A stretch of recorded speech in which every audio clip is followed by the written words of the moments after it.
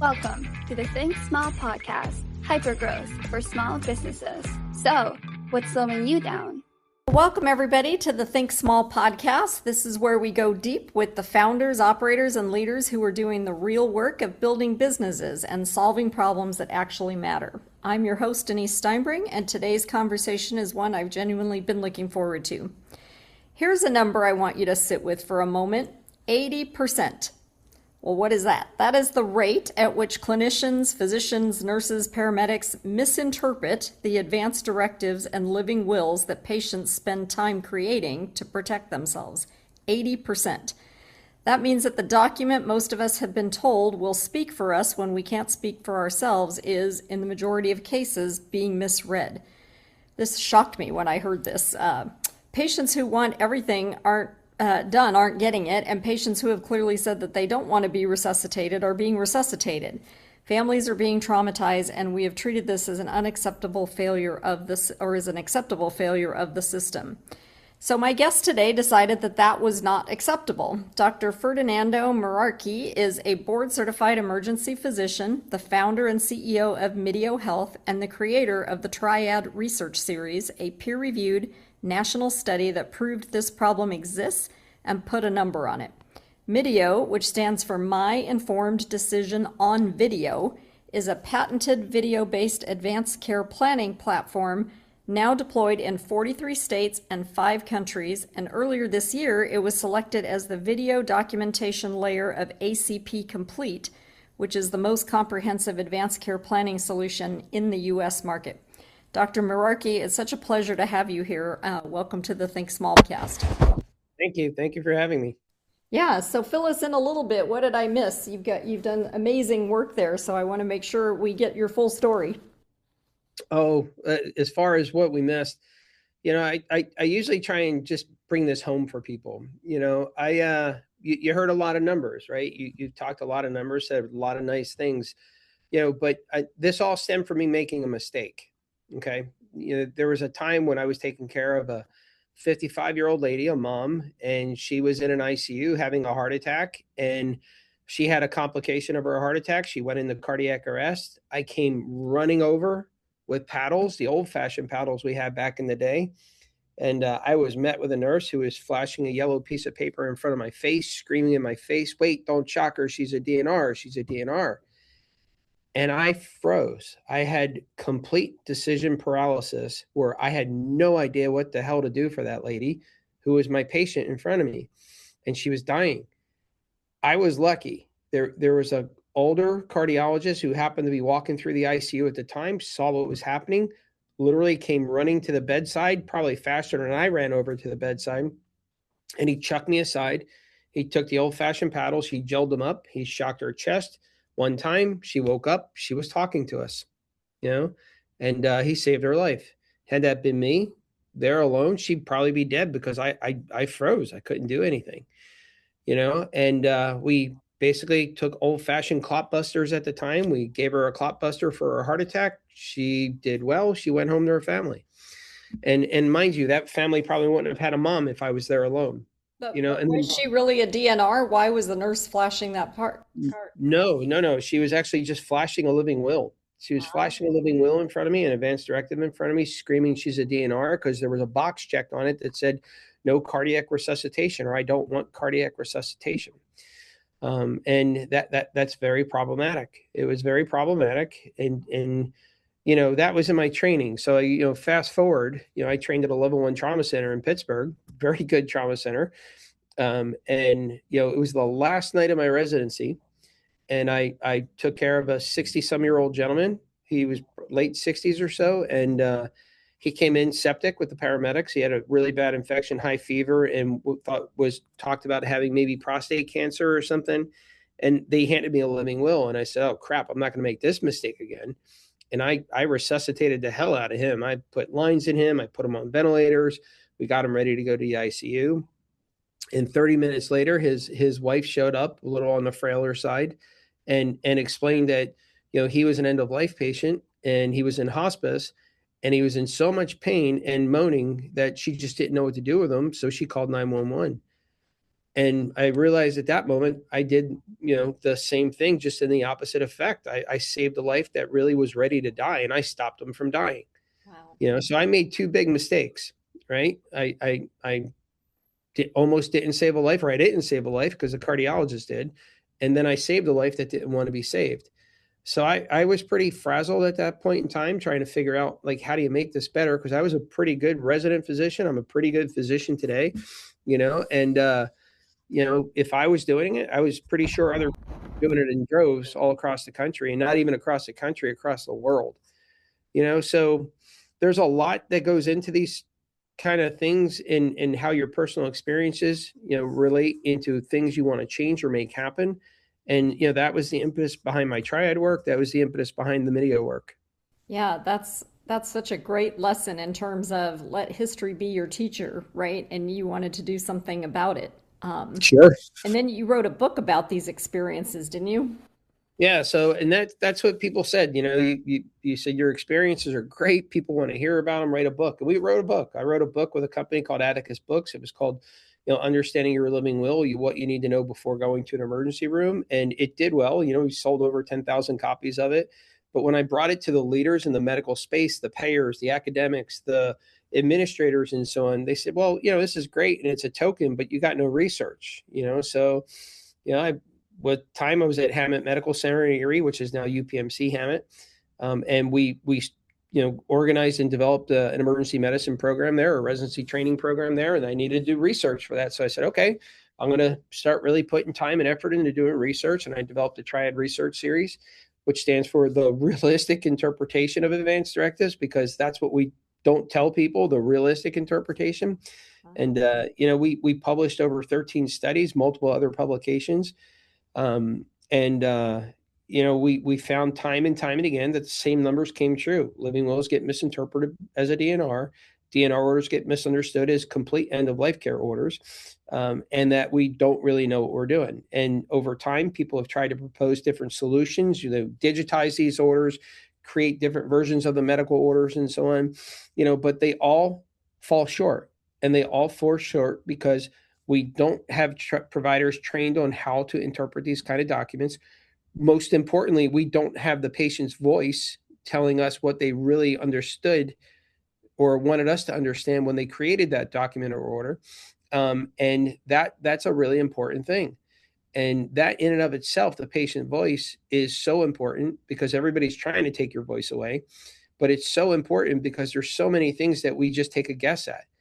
And I say this time and time and again, I'm a medical stranger to just about all my patients I see, and whoever, anyone across the country, when you go into an emergency room or a hospital today, you're seen by medical strangers. You're not seen by that doctor who used to get up at 4 a.m, round in the hospital, go to his office, do an office day, then at the end of his office day, go back to the hospital and round on you. That's gone.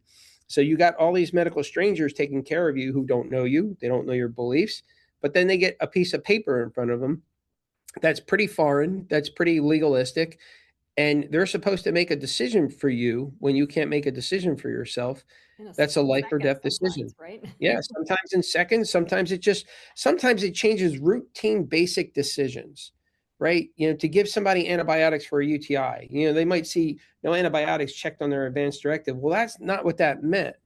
If they have a UTI, you should treat their UTI. If they have an end stage medical condition, that UTI is something that could take their life, then you should be talking to their healthcare power of attorney to see that that's the right choice for them.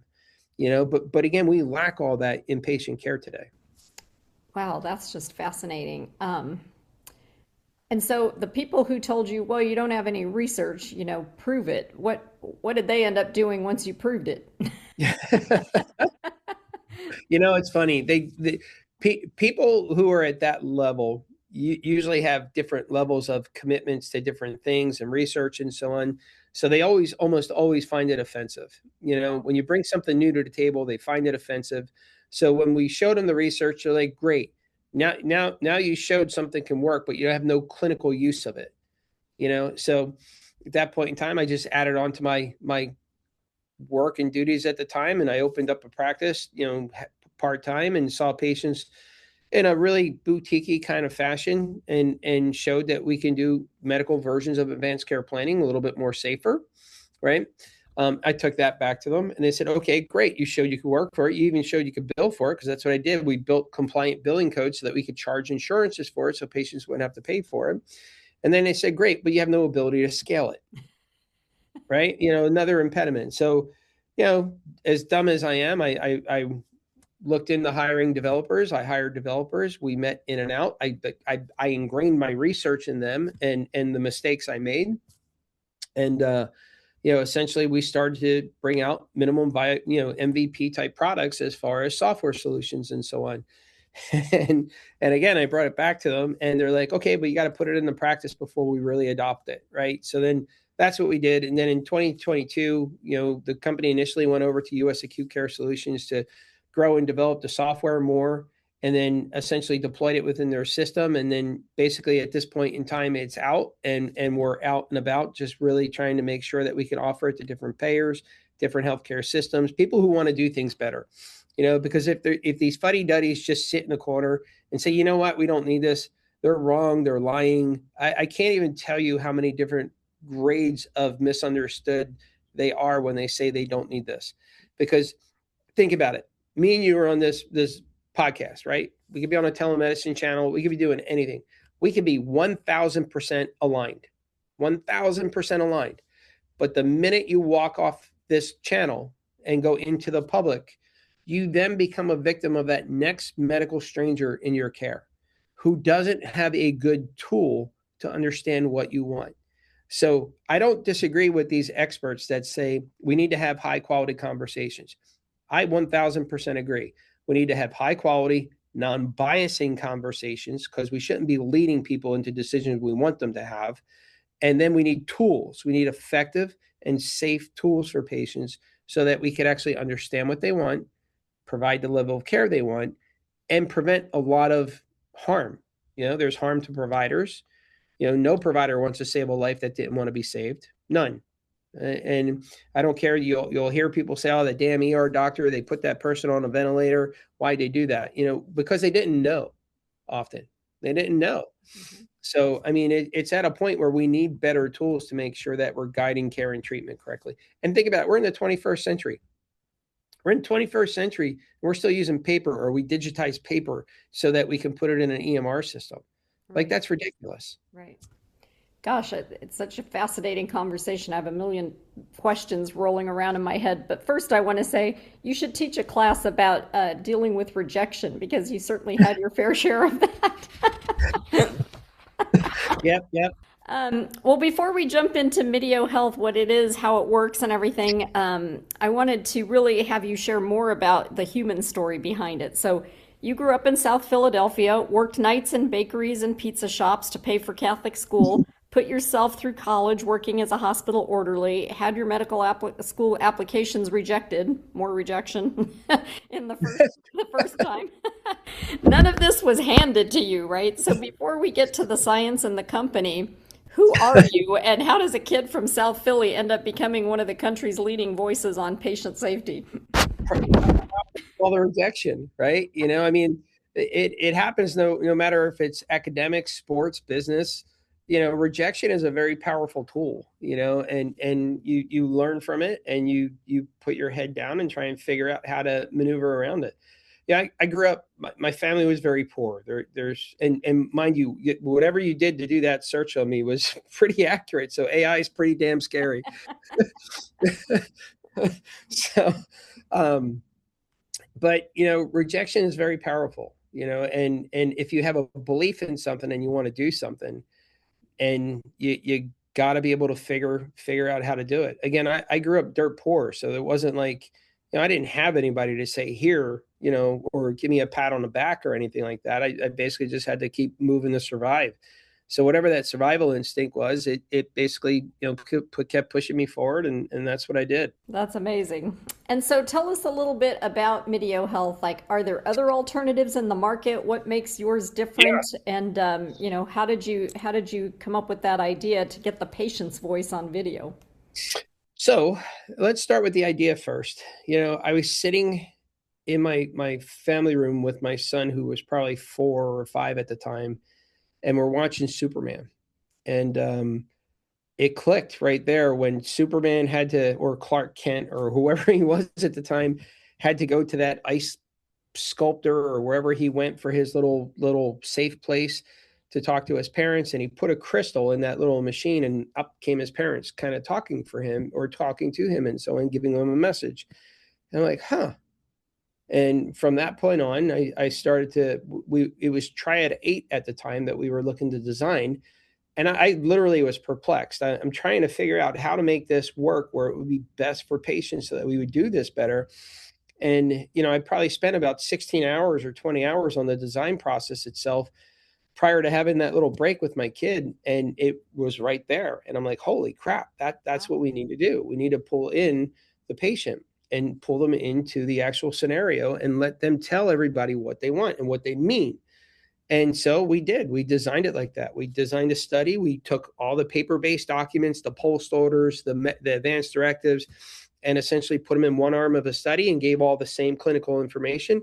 And then we did another arm of the study, all the same paper, same information, but added that video.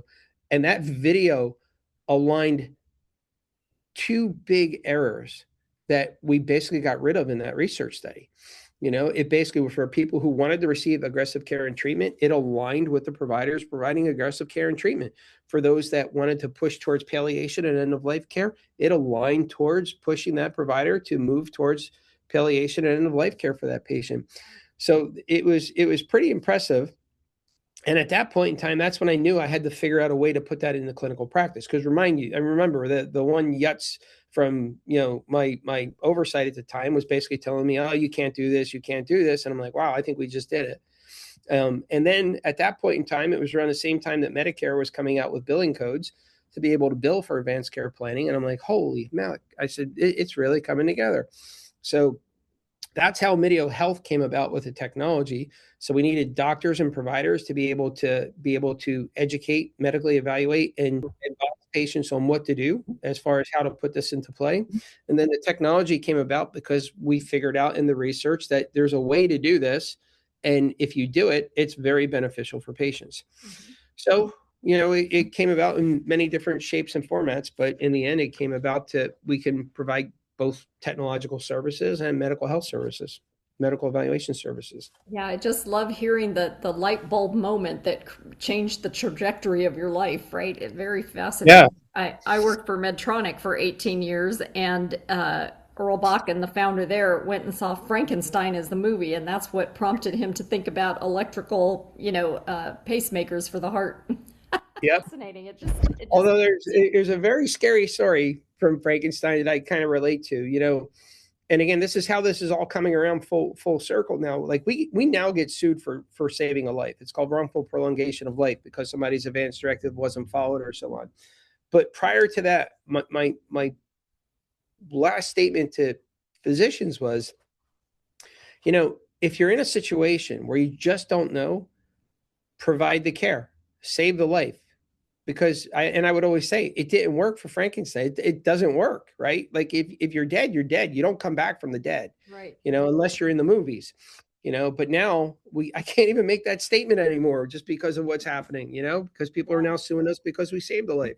Yeah, and that's so catastrophic for the internal team as well, because the hospital gets sued, there's depositions, it drags on team morale, it's expensive. Oh, yeah. It's horrible. So, that's terrible. Do you have a sense of what percentage of the population has an advanced care directive?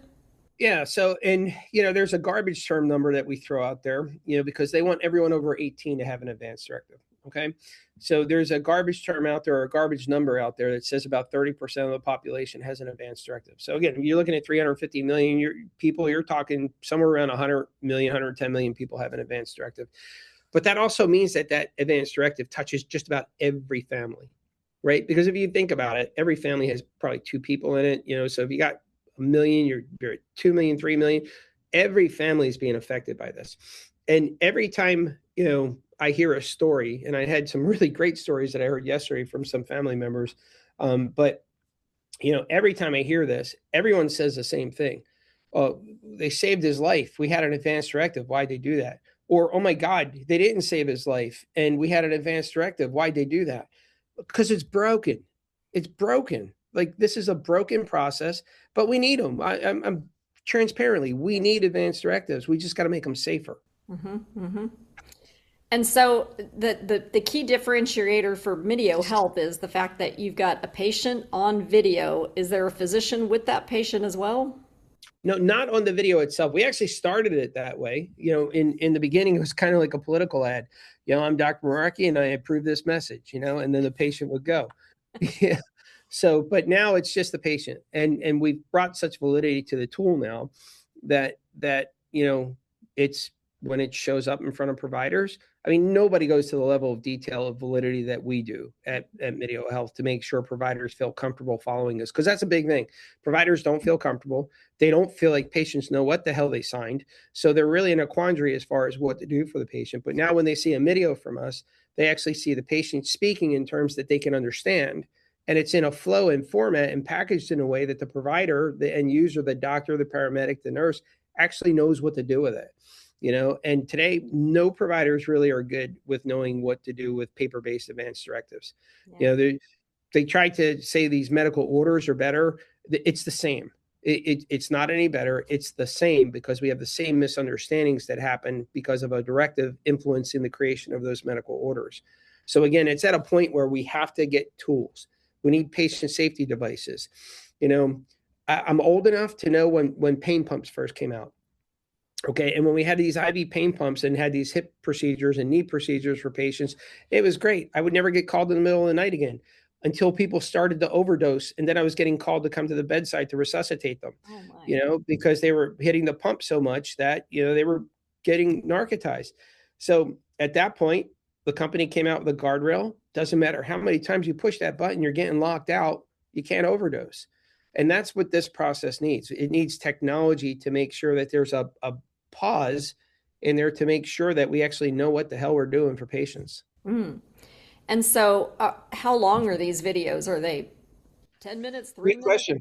Oh God, no, because nobody has that kind of attention span in medicine. I'm telling you, nobody has it to sit through and go through all that kind of material. So we actually designed them, for the person who wants to be resuscitated, we designed them to be about 45 seconds or so. For the end of life and the ones that really get customized to say, hey, I want BiPAP first and then an intubation or no intubation, or defibrillation, no defibrillation. For those, they're about 90 seconds. So, but here's the cool thing. We removed all the pain points.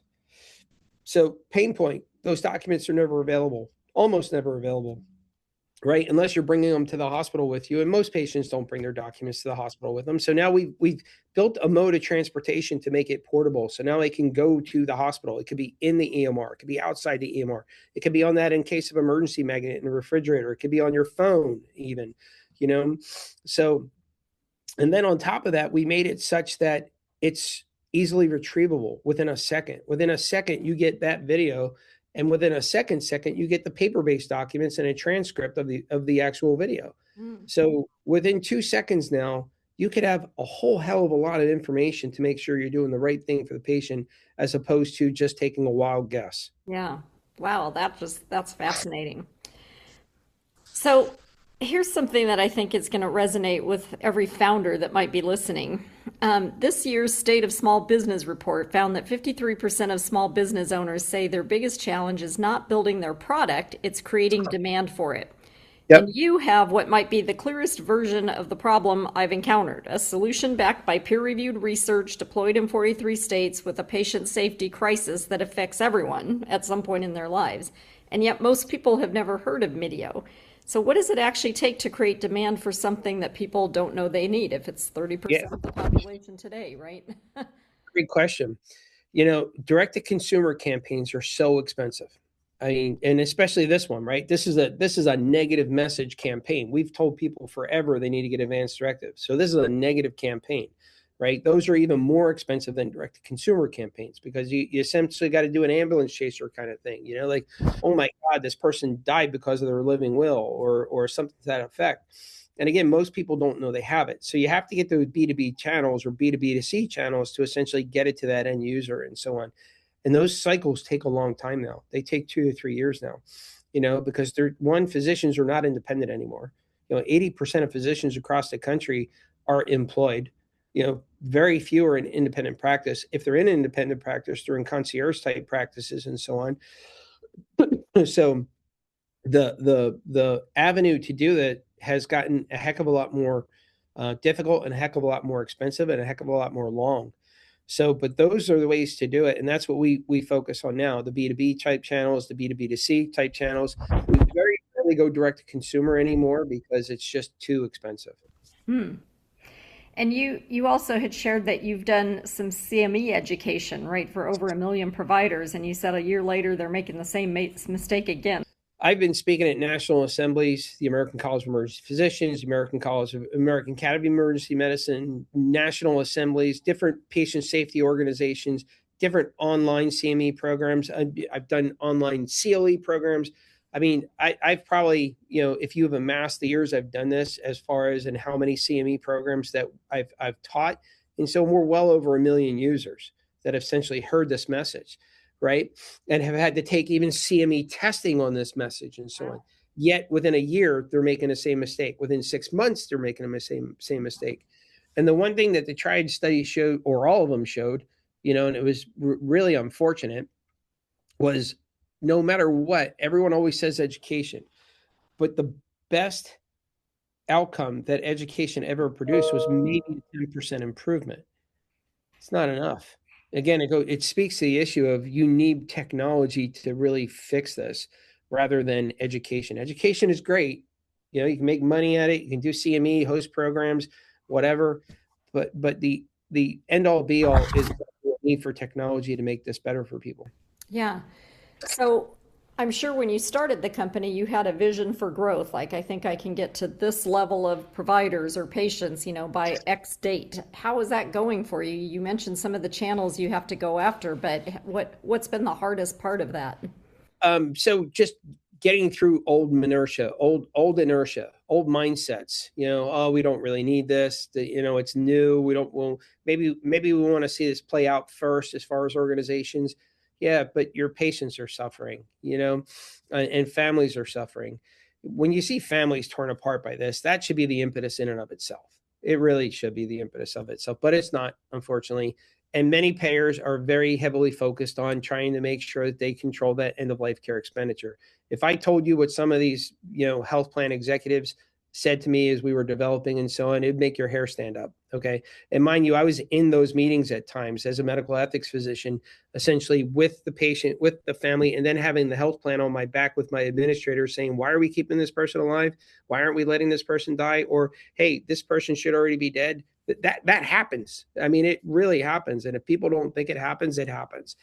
But getting back to it, adoption is never where you really want it. So we're not as far as we want to be yet, but that doesn't stop us. We're going to keep pushing forward and just making the right connections and moving forward. Big programs have recently just come on board. So we're really excited about that. And, the technology is looking great. We haven't really released this yet, and I'll release a snippet of it here. But we now have the ability to say, you know what? A doctor reviewed this MIDEO. Okay, they've reviewed this MIDEO.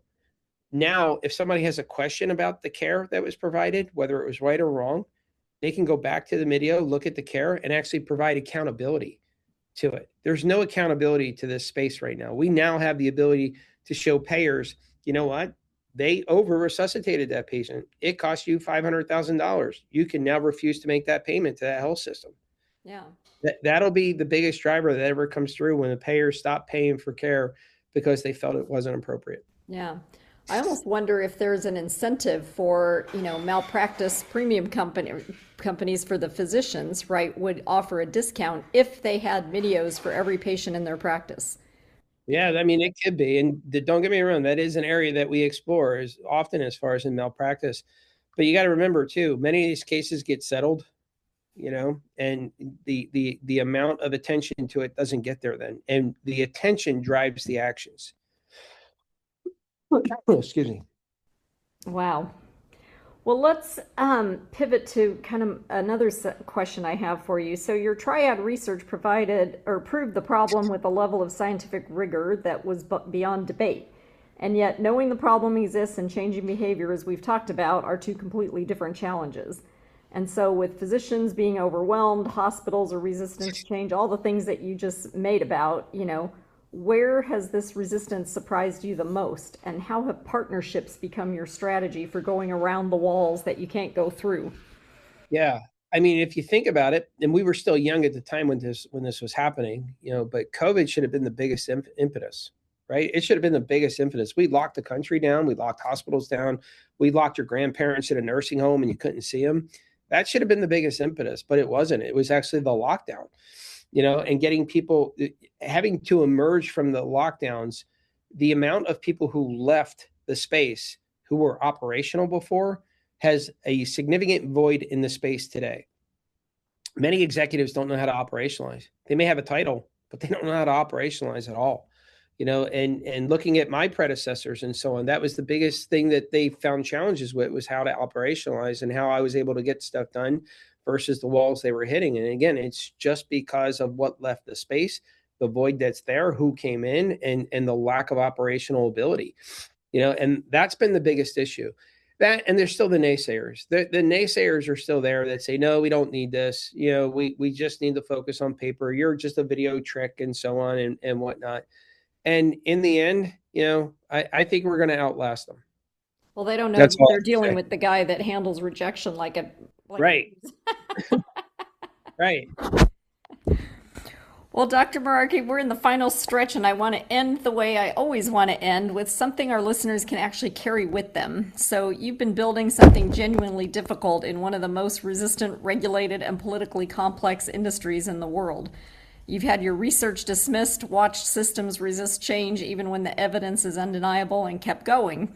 That sounds like who you are, right? For a founder who's in the middle of their own version of that right now, whatever it might look like, what is the one thing you know now that you wish someone had told you before you started? I say this and then I reflect on it and always think of how to maybe change the message a bit, but it comes back to the same thing. You're not going to please everybody.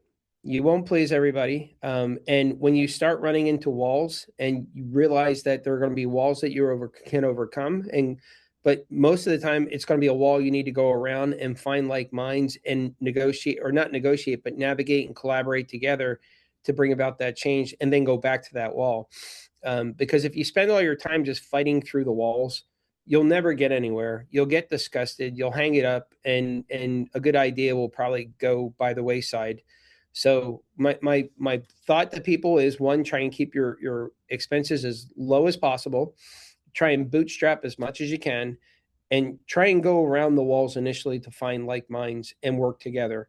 And then when the time comes, then go after that other wall. And if that other wall is not ready yet, do the same thing. Go around it, find more people, find more masses, and just continually collaborate to make things a better place. Yeah, I think that the term that you shared with me was brace for impact. Right? Yeah, there's no doubt. Brace for impact, because anytime you have an idea, when somebody has an idea, they get a founder's high. I've seen it so many times. They get this founder's high. Oh my God, how can this not take off, and so on. And that's when I just get people ready to realize, just brace, because at that point in time, you're going to get such pushback, and the challenges of just opening a simple storefront or office, or the regulations behind it all, it's going to be intimidating to people. So brace for the impact. Take it one step at a time. Some work every day surely beats the hell out of trying to accomplish everything in one day. Well, I just love your story, and I love what you've done with MIDEO. For people that are listening that want to learn more, where should they go? Yeah, simply go to our website, mideohealth.com, or 1-800-844-MIDEO for you. It's not hard. When you try to find or ask doctors, and pharmaceutical companies were doing this for the longest time, right? It's different. You can send, a name of a drug to a company, to a physician, and so on. They may be openly familiar with it, but stuff like this, you have to go directly to the source. So go to mideohealth.com, download our apps. You can download in Google Play, you can download in the App Store. And the stuff that we're doing with Apple devices today really is just exceedingly above all. as far as to bring about portability and availability. I mean, Apple products today can really just save your life. Think about it. This little phone can save your life. And did you say that there are Medicare billing codes, or Oh, yeah. will the HSA cover the cost of this? Yep. So that's a great point in and of itself. And again, going back to when it all first started, we've designed it so that it's a medical practice. So the Medicare and commercial billing codes are appropriate. So we have elderly people who, well, I don't want to say elderly because we have people who are 65 and then people who are 100, and they really don't spend anything. They come in and it's covered by their insurance, and then maybe they have a little out of pocket. I mean, little out of pocket, not much. We're talking like $20 or something like that, but by and large, going to see an attorney to have this done is going to cost you anywhere between $500 and $1,000. And you're going to have a piece of paper that's going to put you in harm's way. Yeah. Well, what a great resource for our listeners. If this episode made you think about your own advance directive, or if you don't even have one, right? Or if you think about a parent or someone you love who doesn't have one, do something about it this week. I think Dr. Mirarchi has made the case. Don't wait till next month. Do it this week. We'll see you all next time. And thank you so much, Dr. Mirarchi, for your time. I'm really inspired by your work. Thank you. Welcome to the Think Small podcast, hypergrowth for small businesses. So, what's slowing you down?